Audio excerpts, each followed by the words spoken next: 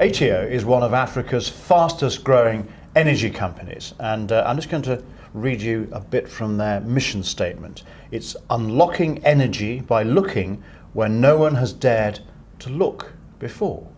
Well, to talk more about that and this interesting approach to developing the region, we're joined by the Group MD of Aiteo Production, Chike Onyejekwe.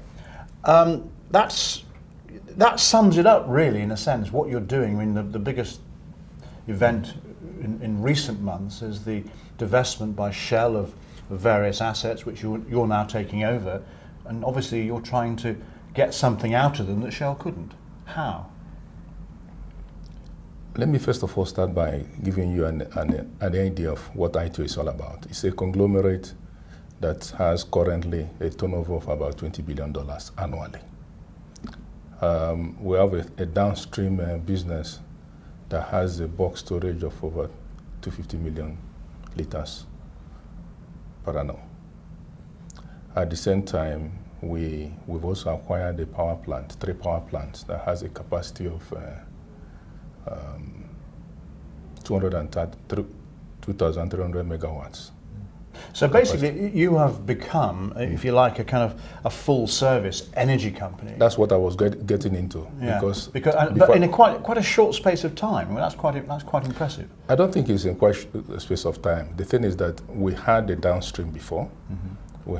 We just got into power about a year ago, and we're looking at other opportunities. And we just felt there's a gap in the chain. Since we have a very strong downstream and a trading company that has been there for about 15 years. We just felt that gap, and looking at our mission to unlock energy where nobody else has, we just felt what is missing, and there came the upstream, and we entered into this bid. And luckily we won the OML 39 asset from Shell. And for us, it's one of the Shell largest asset that was divested in Nigeria, and it's a world-class asset. So for us in Aiteo, it's a major milestone.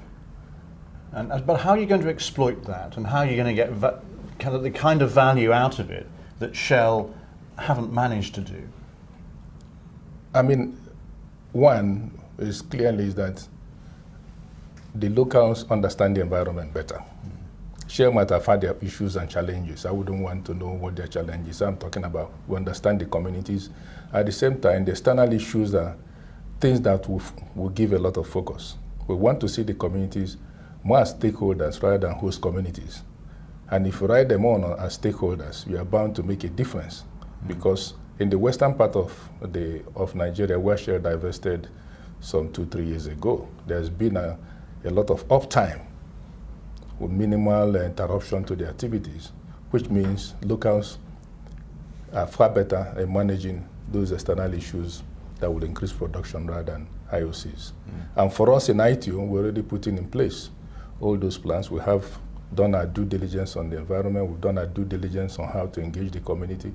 We've segmented the communities. We already gathered a lot of intelligence. At the same time, we are resourcing. And not to make it purely an indigenous thing, we also have entered into technical services agreement with a lot of global bodies. AGR is a world class known for petroleum studies and co, based out of Norway. We also have another Geneva group, which is IS45. These are world class bodies who have a technical service agreement with us. So we're working in partnership to see how we can get the best out of these assets. And in a way, what you're describing is a kind of hybrid of you've got the best of what the NOCs have got, plus you've got the connections and the, if you like, the business models of the big multinationals as well. So you're bringing those together to create, a third way, which does seem to be doing rather well. Yeah, we also have to realize that for us, it's not that we're an indigenous company, we're just focused only on indigenous people. We're a global player, and we have to make sure that we get, experience and world-class bodies to help us in moving this asset forward. Yeah. And how easy has it been to get the kind of funding that you need from global banks as well as local banks? I must say, that clearly we've got a lot of. In the past, let me backtrack a bit. In the past, it was difficult to get a Nigerian bank fund upstream industry in Nigeria. About some 8 years ago, you can hardly have about $6 billion from the bank, but today they are funding multi-billion-dollar deals in oil and gas business. That shows you the growth in terms of the indigenous bank interest and the growth in terms of confidence in Nigerian indigenous companies to move these assets forward. So at the moment you're not listed. Are we looking to see perhaps some kind of listing at some point in the future? I would like to say let's start production first, and our performance will drive our decisions going forward. Yeah, definitely. Yeah. One of the big issues that's been talked about a lot here, obviously, at the Oil Council, is the oil price. What's OPEC going to do? Just what's your view on that? Where is the oil price going? When's it going to reach equilibrium? And what's OPEC going to do? For me, when you talk of oil price, Nigeria happens to be an environment where the technical cost of producing oil is on the low side.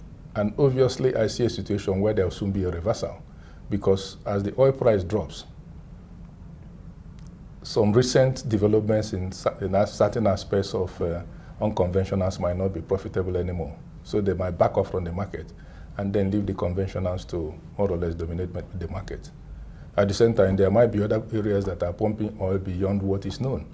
So it is not in the interest of everybody, all the oil producers, both OPEC and non-OPEC, to have an low oil price regime. Okay, Chike, thank you very much indeed for joining us there. Group Managing Director of Aiteo Production.